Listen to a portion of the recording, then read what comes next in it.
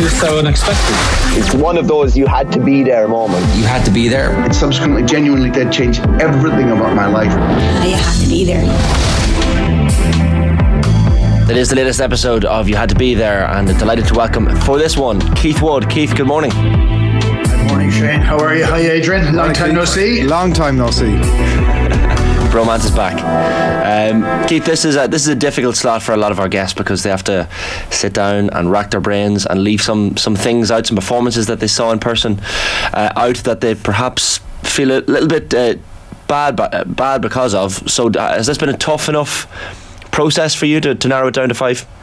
No, it hasn't, because I just took it as an opportunity to reminisce on times past, and it's kind of nice to think of things that you haven't thought about for a while. And I also stuck to rugby.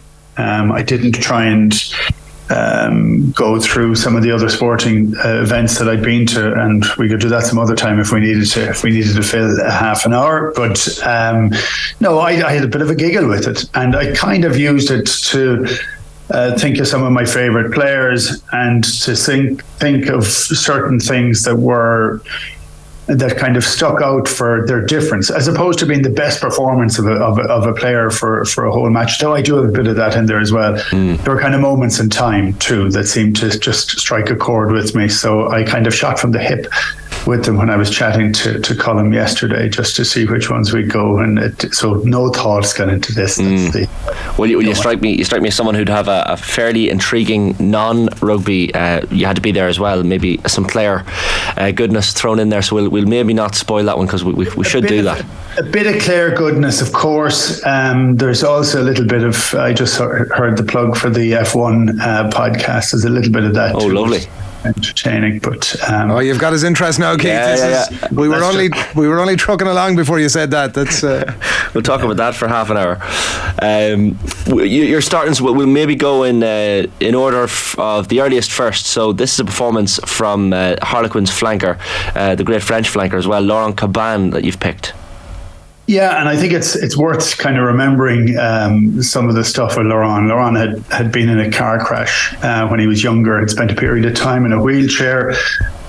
6'2", 6'3", flanker for France when everybody was getting huge and big. He was maybe 13.5 stone. Huge scars down his arm and his leg from the crash. Actually, I remember after about 6 weeks, he got man of the match in 5 of the first 6 matches. He was truly extraordinary for Quins. And Dick Best, our coach at the time, said, "Listen, Laurent, you're too thin, too skinny. You really need to be doing weights." And Cabannes, in the middle of the meeting with the cigarette, said, "Well, I don't do the weights." So he said, "Well, you have to do weights now." So he trained and did weights for the week. And having been man of the match for 5 of the first 6, he just walked around the field on the 7th game. And Bestie, after the game, said, "Cabannes, what the hell are you doing?" He said, "I told you, I don't do the weights." He took another drag from his bag. I mentioned 2 other guys in this list, but one of the top 3 rugby players I ever played with, he had an ability to make the sort of time go slow, and his ability to do different things. He was always wherever the ball was, He was fit, but in that sort of French way of doing things. But we played a game against Oral, who were pretty much gone at this stage. They got relegated down all the lists soon after, and we beat them, I think, by 60 odd points. Yeah, 89 points to 18, I think this was. 89 points to 18, there you go. That's a kind of frightening score when you think of it.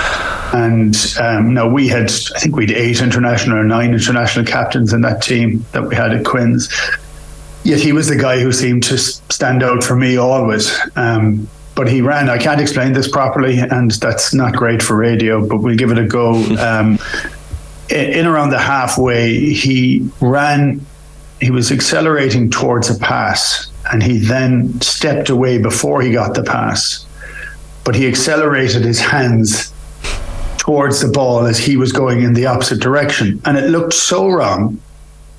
And everybody stopped. And I was standing behind him, and I stopped. And he jogged in from the halfway to score with, like, he didn't sprint in, it was nothing. It was just absolutely time free. It was just a moment in time for that one player. He had 3 or 4 others the same day. He had won against Bourgoin in a European Cup match where he picked the ball up from behind his back and passed it around his stomach, as you do, kind of messing, to score a try. And again, everybody kind of got out of his way. But it was just one of those rare things where you're standing and you're looking at somebody and they're saying, oh my God, he's truly incredible. And then, of course, you also realize you don't have that skill. You can't do that thing, and it's a kind of half upsetting and half exhilarating element to see it. But one of the absolute great guys, great players, and someone I haven't seen for a while, actually. So he's from Saint-Jean-de-Luz in the Pyrenees, but a class player. You weren't long out of Garryowen, Keith. You were still probably in your formative years at that point, if I'm right, 23, 24. And I know you've said that, like, looking at that piece of skill, you're not saying, oh, cool, I can do that. But at the same time, like, you're describing a lot of play that you would have become known for across your career in terms of that loose play. Is it too far a stretch to say that you were inspired by that, or that it played a part in some of your play down the track? I look at when I joined Quins, I joined in sort of February, March 96. I trained for 3 months on my own with a fitness guy. I was recuperating from surgery, from a very large surgery. And when we started training, it was the first time that you were training full time. The game was professional. And Dick Best had been an assistant Lions coach. Andy Keast became the technical skills advisor for the Lions in 97. And you pretty much would like to rebuild how to play rugby. And technical skills, Bestie had in spades. He was pretty phenomenal at it. Andy Keast was the first real time for pure video analysis for me. We went through every Monday for an hour and a half. We had a scrap for an hour and a half. He said, I want you to do this. And I said, no, you have to justify why you want me to do it. And I was fighting my corner, and I was equally trying to remember how to play and to learn new ways of playing. And then you're playing with guys. Will Carling was in the centre. David Pears, who got a couple of caps for England at out half, was injury prone, beleaguered player, was phenomenal. But some of the skill levels of some of the players were fantastic. And watching what Cabannes would do without even thinking about it. I mean, I played against him in a game of squash. I know this is totally irrelevant. I played against him in a game of squash. I was a crap squash player, but every time he hit the ball, it just seemed to roll down the wall. He seemed to be able to kill everything. He could do anything, whatever he kind of wanted to do it, and he did it all in the most relaxed manner. One of those annoying people that's just good at everything they put their hand to. Yeah, I was extraordinary, truly extraordinary. There's that we had that image up on screen there of Laurent Cabannes in that famous iconic Quins jersey with the massive white collar. You've got the gum shield coming out of his mouth as well. He's just oozes French. It wasn't so much a jersey as a curtain. It's a curtain, it is, and it's got the colours as well, your granny's curtain. But it's those jerseys didn't shrink either. I mean, they could have been made into a quilt afterwards, and they were quilted. They were built in squares, so it was quite something. Yeah, it's just there was obviously no science put behind the jerseys back then in terms of sweat technology. But that's an amazing pick, and even the fact, as you say, Woody, as well, that he was in that car accident in 1990, goes on, and even the following year plays in the World Cup in 91, plays again in the World Cup in 95 when France finished third. So an incredible career.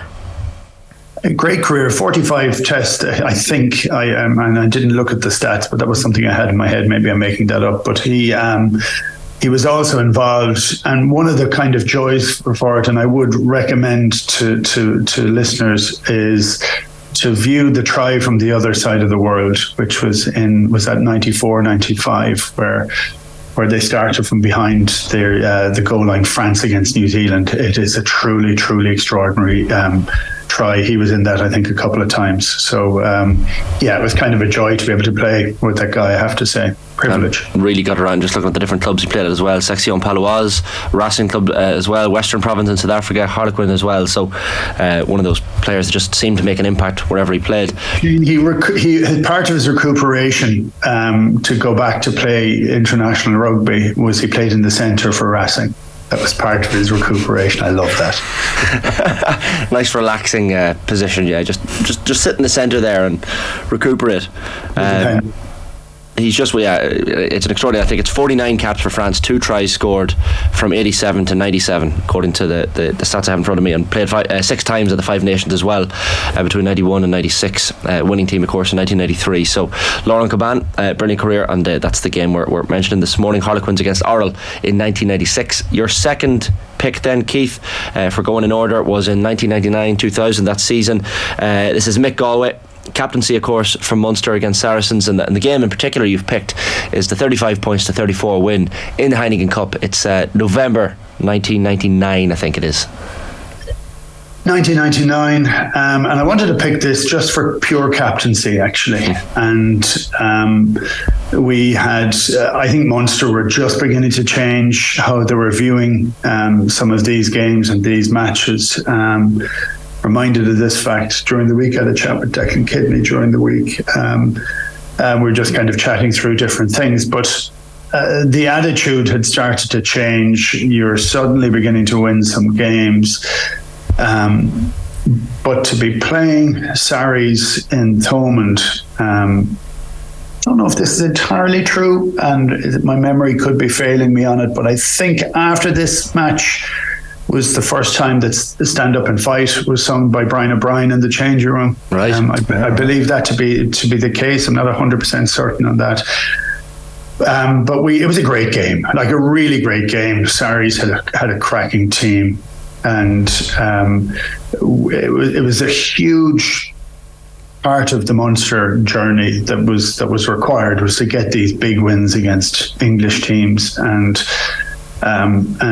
you're at home and you don't want to lose, and everything's going well, and we're thereabouts, but it's so tight. The game is tight all the way, and I make a stupid mistake. I come out of the line to kind of smash somebody, and the ball's passed back inside, I think, to Mark Mapletoft, and they score under the post. And it's a stupid try. It's one out of fatigue. And thinking that you can maybe have an impact, and this is the opportunity rather than being fully coordinated. And it was at the sort of the start of the big defensive line, so that's when we were making those mistakes all the time, really, if we're honest. Mm-hmm. But I remember jogging back behind the post, and Jesus Christ, this is entirely my fault. And there's 3 minutes to go in the game, and we've now gone 6 points behind. And we're dead and buried pretty much. And Mick Galwey, I remember it as clearly as if it was yesterday. He called everybody in and he said, right, forget about that, that's gone. This is what's going to happen. We're going to kick off. Roger's going to put the ball up into the air. We're going to catch it. Langford, you have to get the ball back. And we hold on to it until we get a penalty. Then we kick into touch, and we hold on to it until we get another penalty, and we kick it to 5 metres out. And then we're going to score from the resulting maul. And it was as if he'd seen it before, and every single part of it happened. So there was maybe 30 or 40 things had to happen, and every single one of them happened. And as each one happened, as we went up, we said Langford, or maybe could have been Eddie Halvey, whichever one went up to get the ball. When that happened, a little bit more belief grew to what Golov had said was going to actually happen. So we got the ball, Rog kicked it into touch, we threw it into the line out, we won it. As in every step happened, you could just see the belief rising and rising and rising. And we got down to 5 yards from the line, and we had, I can't remember where we threw the ball into the line out, but anyway, from the ensuing one, we burrowed over for a try. And you burrowed over, didn't you? What? You burrowed over. I went over, yeah. And Nick Walsh, who used to be my scrum half the previous year in Quins, was now the scrum half, sub scrum half from Sarries. And I saw him, and I trained against him an awful lot, and I knew that a metre from the line, I was good for that 1 metre anyway. So, and I went back, and Raj had to kick the kick, and as it turned out, he didn't have to kick the kick. But he kicked it, and it brushed in off the post and in, and to absolutely delirious scenes, and part of that huge emotional wave that seemed to start with Munster. So I can remember that as clearly as clear. I mean, it was, and for me, and I always say this, that one of the things for captaincy is that you pick it up from other people, and you pick up whatever piece that you want to have, and you try and use whatever is appropriate at any moment in time. But for that time and in that moment in time, the clarity of thought for Mick Galwey was perfect. And in my mind, it was under fatigue, with the last couple of minutes of a game. That was perfect captaincy. You're underplaying your own role in that, because you throw that ball to the line out, the half a maul sort of breaks down, Stringer goes in to try and get it. It's too subtle to see what's being said, but he makes an attempt to get it, and then you go in front of him and he quickly scuttles out of there. So there might have been a few words while that ball was been fought for between yourself and your teammate, and then you take it and you burrow over. Like, I mean, you are the one literally driving that entire thing.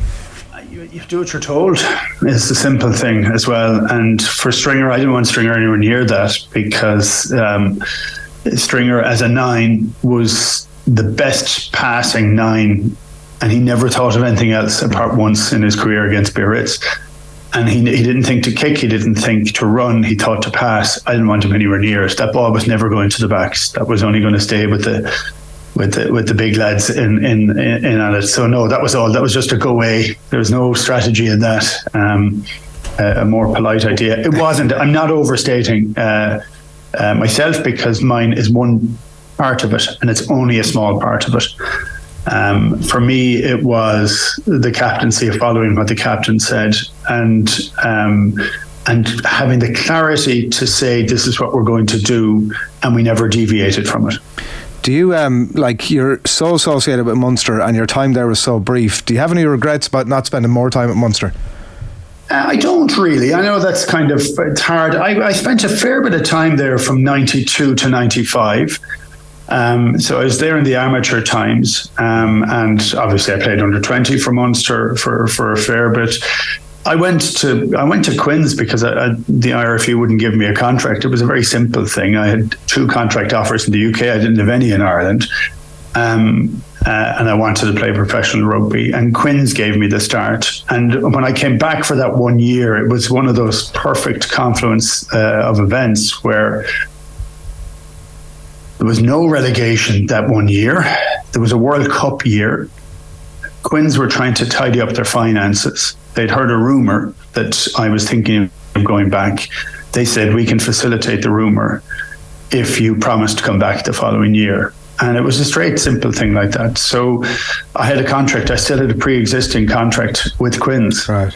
And I went back to a contract. I never broke that contract with Quins. The contract stayed there.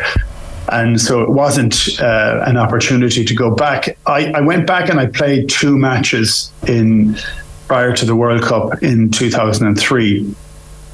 And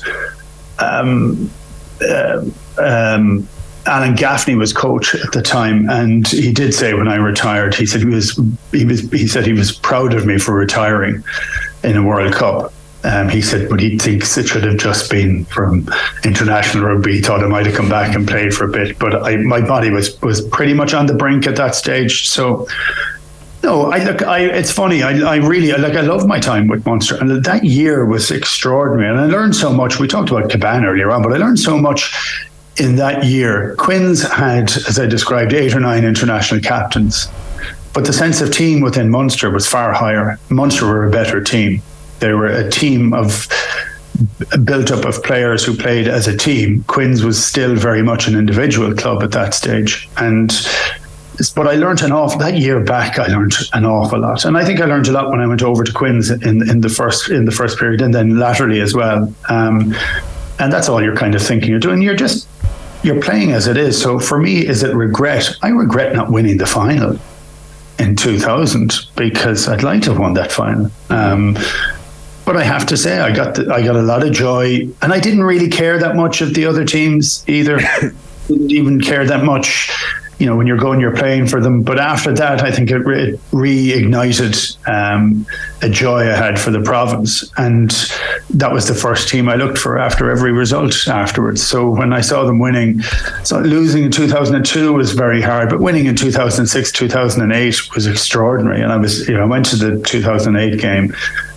And it was magnificent, and I was long retired at that stage. So, I don't know that I regret it, but I wish I'd won in 2000, that's for certain. I should mention as well, the scoreline I said at the start, 35-34, that was of course the away game against Saracens, and you had your battles with them that season. That was the away game in November, but we're talking about the Thomond Park game, which was January 8th, 2000, 31 points to 30. And as you say, Woody, like the players in that Saracens team, and even that kick at the end, so as you say, as it turned out, a 1 point defeat would have been enough to top the pool, regardless of what Saracens did in their final game. But I think Declan Kidney knew that on the sideline, but Ronan McGarra certainly wasn't aware of that. No, and I think there was a great innocence to that moment in time too, as to, everybody knows the outcome of every game before it happens at this stage, but we were kind of too busy just going to go and play it. I had a great chat with Francois Pienaar lately. I can't remember whether Francois played that game. I think he did, but he said he doesn't have any good memories of coming over to Limerick. He said every time he came over, somebody treated him with a high level of disrespect in the field, so which I think he wears that badge well too. 100%, and it's just one of those great. You look at that Munster team, incredible.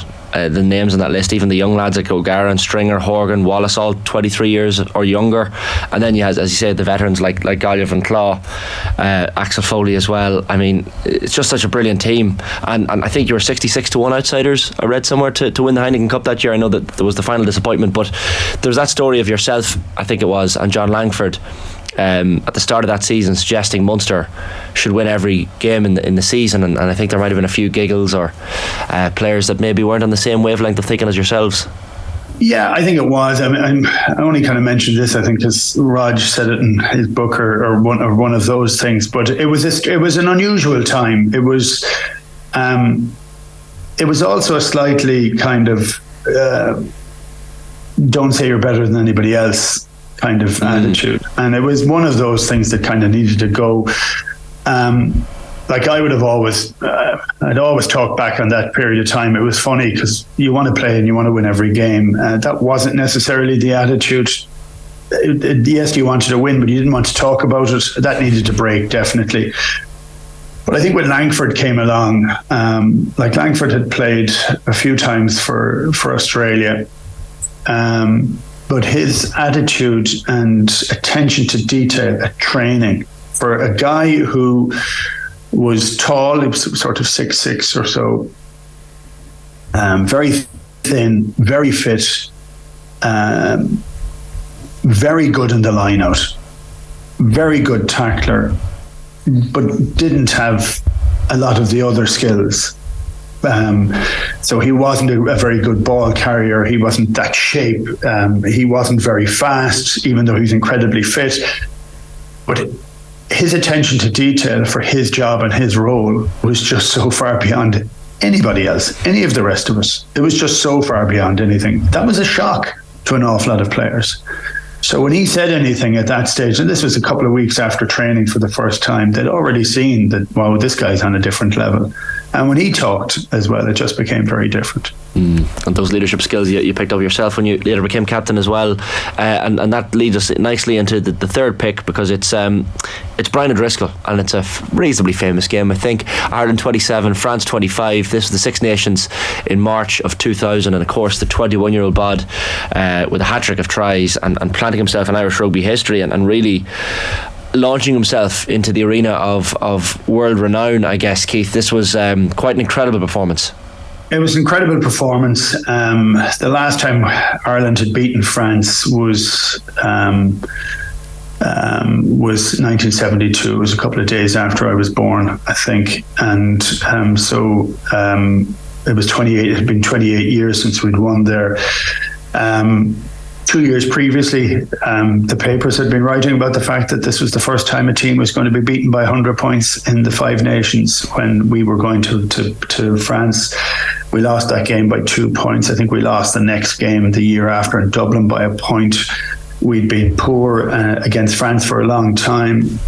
And I remember that game very, very clearly, that it was the fastest opening 20 minutes. I can't remember the scores. I never remember those. I remember the emotions, actually. That's how I kind of think of things. And maybe the level of tiredness and fatigue that was there. But after 20 minutes, I was bollocksed.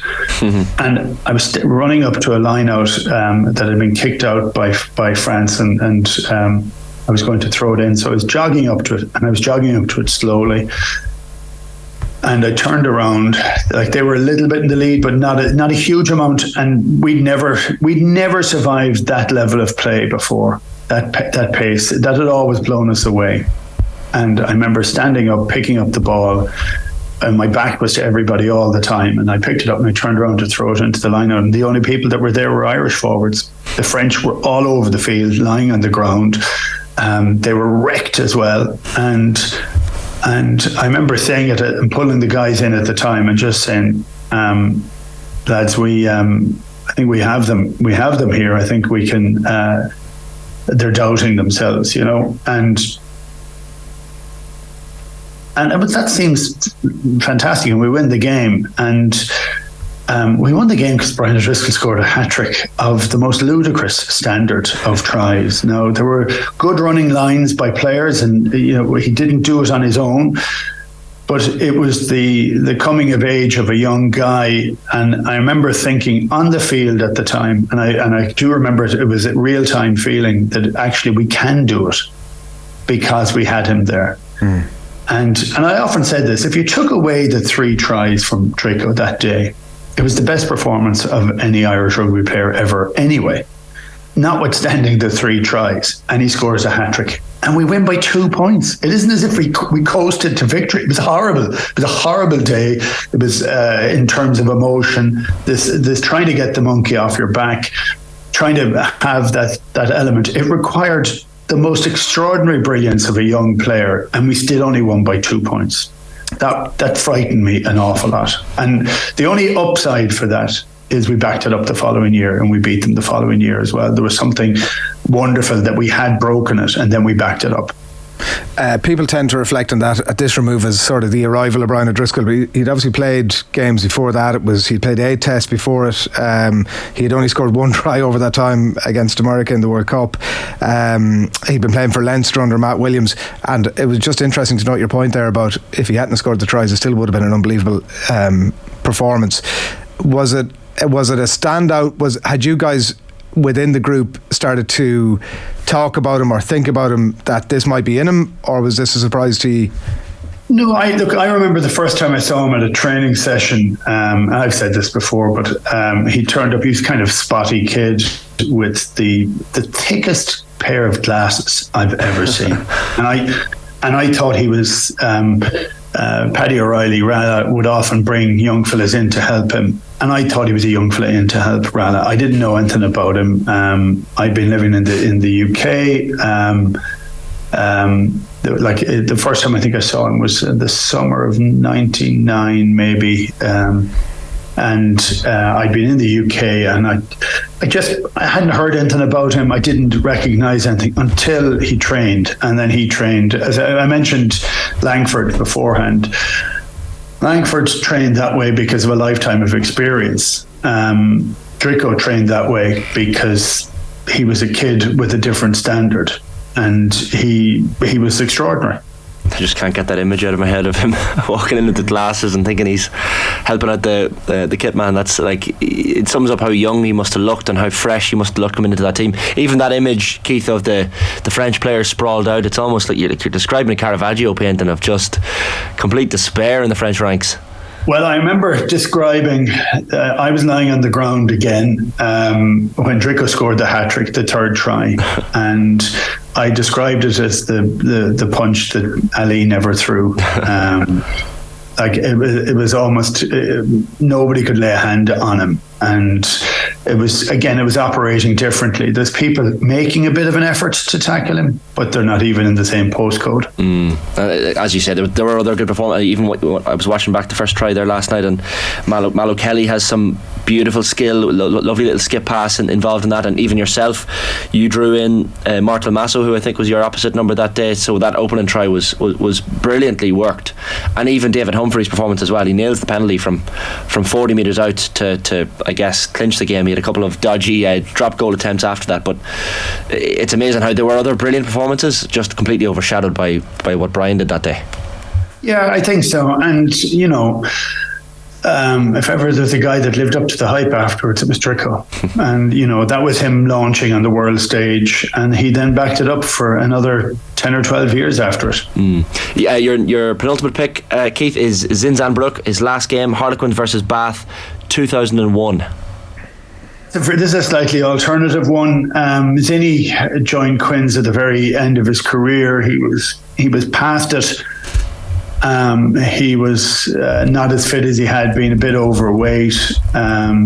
He still was like a kid. He trained first out, practicing every kick he could possibly do, and he was last in for every single training session. He loved the game. He loved the sport. He loved the competition.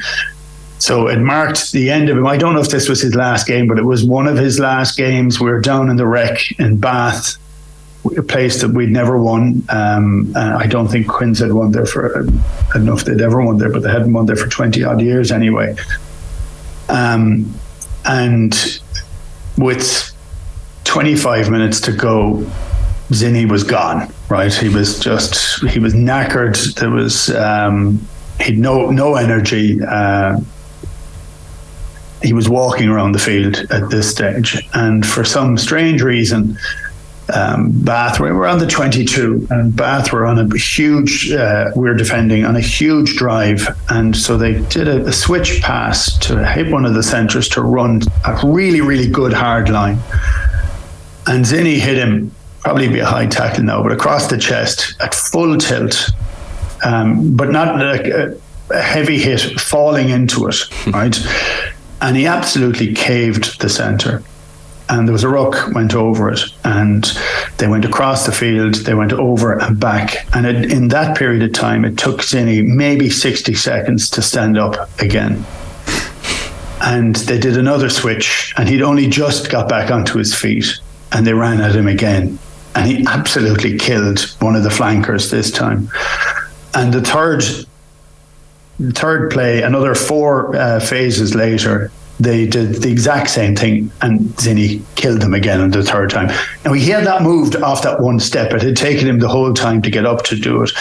And when everybody piled in over, the ball was spilt down. We were getting ready to go into the scrum, and I'm ready to hit the scrum. And I said, hang on, ref, just give me a second. I need to get my flanker, because Zinny was playing wing forward that day. And Zinny crawled on his hands and knees 5 metres to get onto the side of the scrum. He couldn't get up after the third tackle. And I remember thinking, this was a guy who was known for the most flamboyant skill of all time. And he was taken off immediately after that. I mean, he couldn't walk after it. And it was at the full end of his career. But he had huge highs in his career. And he would have been known for his tackling. But he was known for his outrageous skill beforehand, but at that moment and in that time, he was the key component to take the wind out of Bath's sails, and we beat them for the first time in whatever it was, 20 years. And for me, I just think it was a joy that I got to play with someone like him. And I never saw him at his best. I did playing against him. He was extraordinary. Played against him a few times for Ireland. He was incredible.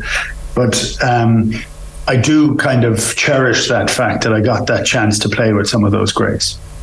I think we picked you picked your best 15 you played against, I think it was, and certainly Zinzan Brooke was given the nod in that one. And it's just, he strikes me as one of these people, Keith, like as you say, a real hard man on the pitch, but total gentleman off it.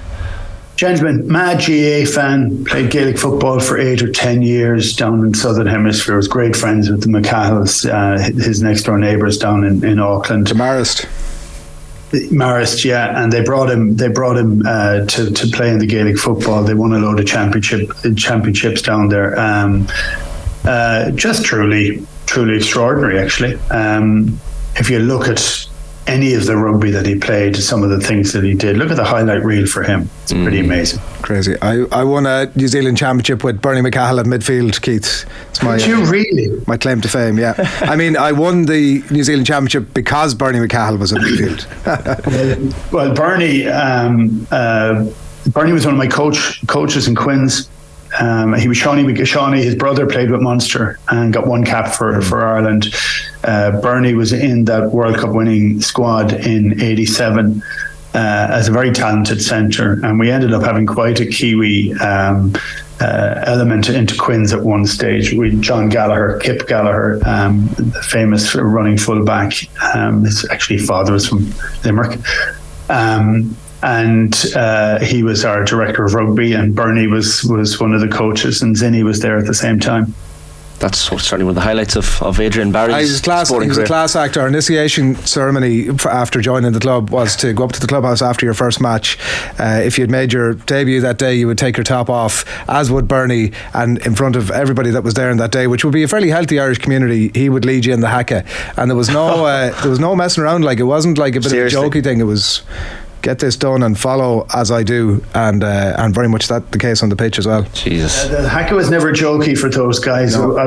I got Zinny to do the haka in Mourns on the Weir in Clarembridge at one stage in the snug, which is quite intimidating because no matter where you were, you couldn't be far enough away from him. Yeah, definitely intimidating for the people outside the snug who couldn't see it; they could just hear it.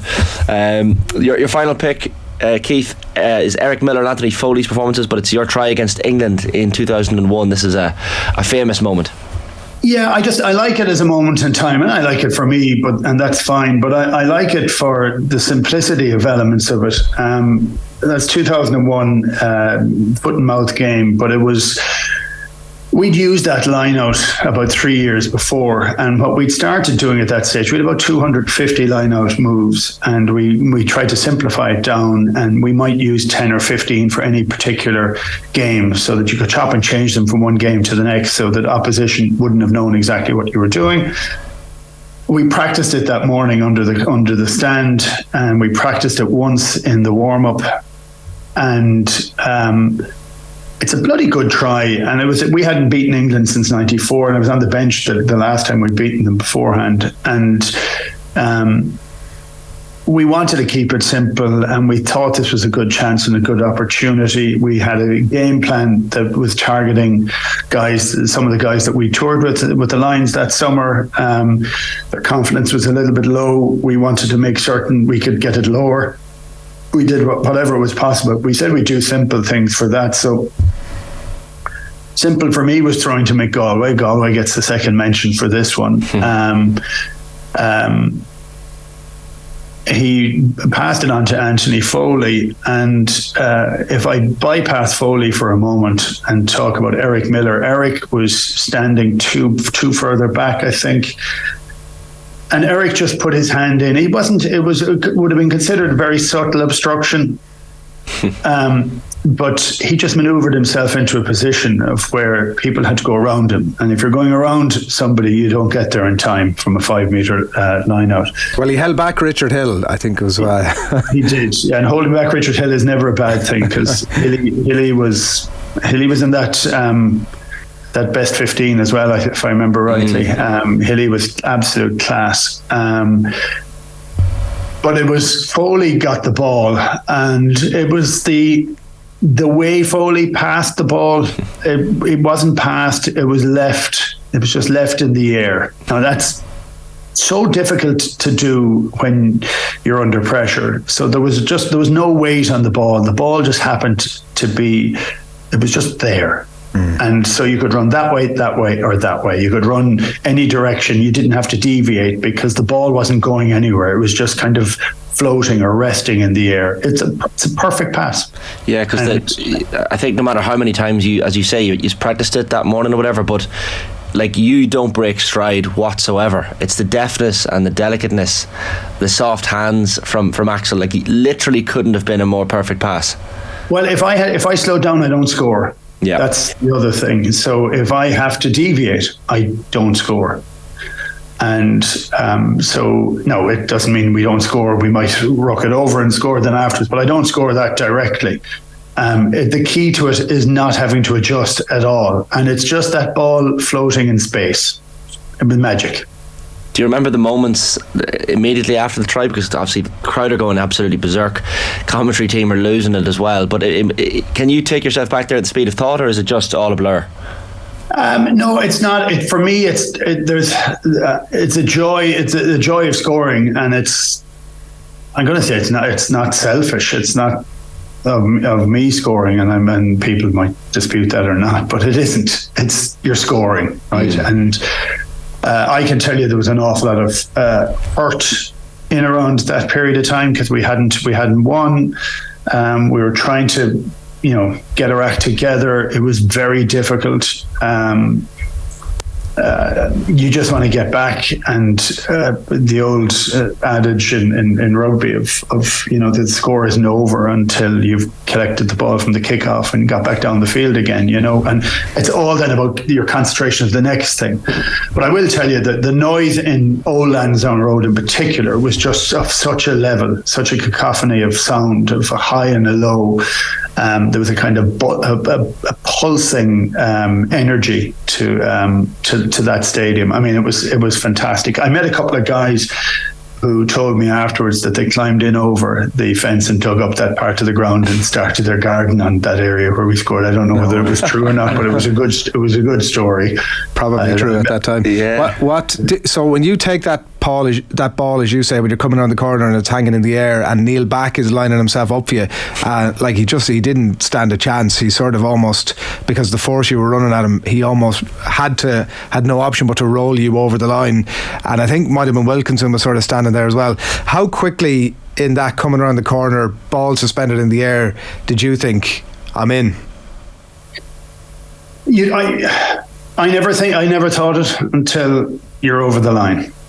And I used practice, carrying the ball at pace all the time. I would have always said it was the hand-eye coordination. I got that a bit from hurling, definitely. And that's, again, the joy of a perfect pass, but also the idea to be able to catch it without having to slow down. That would have been a strength. And I would have considered that the perfect point of contact, and I would have practiced it always, was almost a stamp on their toe, so that I'm in that powerful forward position as opposed to further back, and I can be knocked over. So my centre of gravity needs to be pretty much over my hip on the point of contact, so that you can bounce off it or not. But Neil Back was a foot behind where he needed to be, and so after that he couldn't stop me. So then it was, but that all happens in a blur. There's not a huge amount of thought in that process. I think I'm right in saying as well, it was a special day for you overall, because you'd overtaken Ken Kennedy as Ireland's most capped hooker that day, and I think Tom Kiernan, the captaincy record went as well. So a number of things for that reason that day was special for you. I never knew any of those. I never thought about those at the time, and people would bring them up. So I may have known it at the time, but I actually never thought anything like that. I was interested when I bumped into Ken Kennedy later on that evening, and he hit me a dig for passing out his record, which was quite entertaining. I couldn't hit him back. He was a much older man. It wasn't that it didn't cross your mind. Yeah. Too hard, So that was kind of entertaining after a fact. But no, you never really think of those things too much. Yeah, absolutely. Really enjoyed that, Keith. So more fans chat than players chat, and it's nice after the fact, but not when you're doing it at the time. Yeah, it's good to remember all these memories as well. It's a really special episode, and we'll have to get you back on, Keith, for sure, for your non-rugby picks as well, if you're up for it. Brilliant. Anytime, lads, as always. Great stuff, Keith. Thanks a million. That is the latest episode of You Had to Be There. It's so unexpected. It's one of those you had to be there moments. You had to be there. It subsequently genuinely did change everything about my life.